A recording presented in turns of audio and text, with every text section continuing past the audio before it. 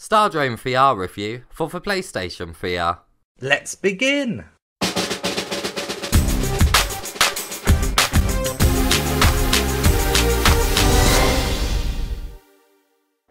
First up, let's take a look at the gameplay.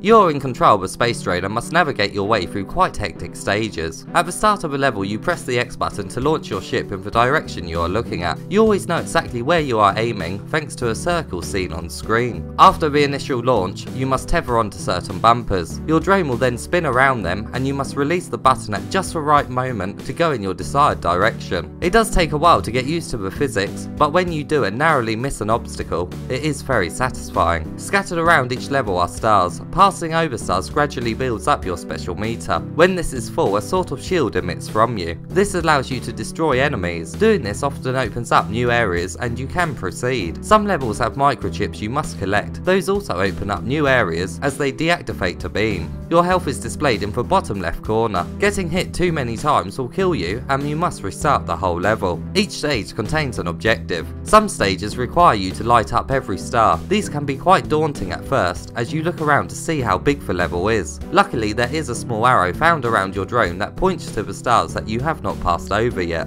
Other stages have you collecting fragments of a star. They can be quite hard to see in certain levels, but once again you can always look at the arrow for guidance. When you have collected all the fragments, you must place them in the blank star to complete the level. In some stages you must simply pass over the finish line. I found these to be the most fun and most frustrating. They are mostly quite linear as you go from point A to point B. When you get into a rhythm, the flow is quite thrilling and you do feel like a master of the game. Unfortunately, the fast-paced nature of these levels can also be annoying. Colours are everywhere and the level designs are quite chaotic. It is very hard to tell what is coming up next, resulting in an unfair death if you collide with an obstacle. There's a few stages where you must destroy every enemy on screen. They do make a slight change of pace to the game, but to be honest are not that fun. When you complete a stage, you are rewarded with either a bronze, silver or gold medal. Achieving a score for a particular medal will put the medal around the level and will also add it to your tally in the menu, which gives perfectionists something to aim for. There are online leaderboards for every level, which are very welcome and do offer another incentive for competitive gamers to replay a level. The levels are laid out on a sort of grid. If you complete a stage that is connected to another, it will unlock it. This is a great setup considering some levels are quite hard. The final level is a boss battle, but unfortunately I wasn't able to play it. It said I had to complete one more level to unlock it, but I had indeed completed every level. It was very annoying to say the least. Now let's take a look at how immersive this game is.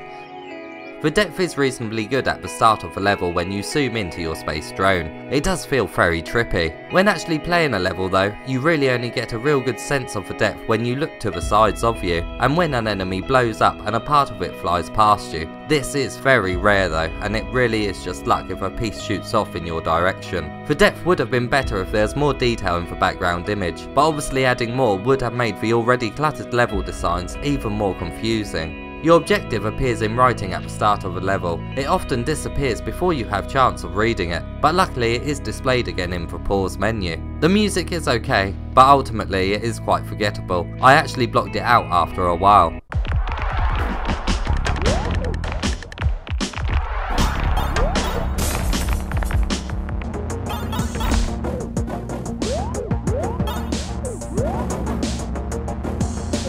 If you want to turn the music off, you can do so in the pause menu.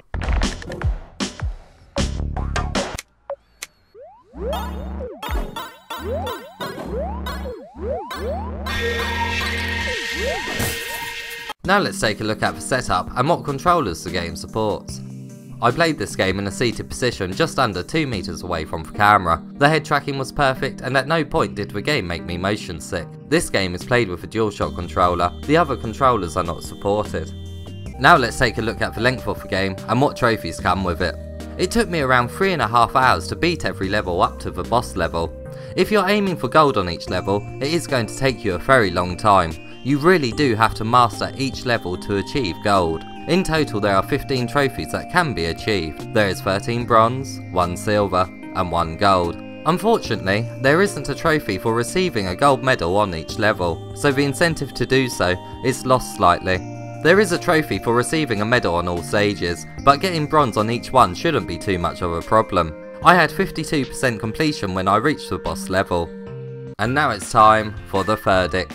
If you get frustrated easily in games, then this game isn't for you. Some stages involve quite a bit of trial and error. A more in-depth tutorial would have solved some of the annoyance, but overall the level design is all over the place. Some are crafted perfectly and the flow is very fun, and there are some really decent puzzles, but most of the time, the levels are visually too chaotic, and your death is very unfair. Most players will likely rage quit, and it will certainly test the patience of the most calm gamer. The price is decent for the amount of content here, especially if you are a completionist. A few more gameplay elements would have prevented the game from becoming a grind near the end, especially in the levels where you have to light up every star. This game originally appeared on the PS Vita and PS3. I do welcome all types of games to be upgraded to be played in VR, but I also like to see a few added elements to increase the immersion. Just adding depth to this type of game isn't enough, especially as nothing really sticks out at you.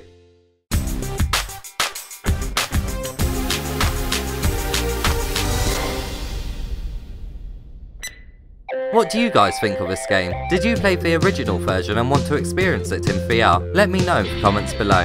If you found this review helpful, please give the video a thumbs up and also subscribe for more PlayStation VR content.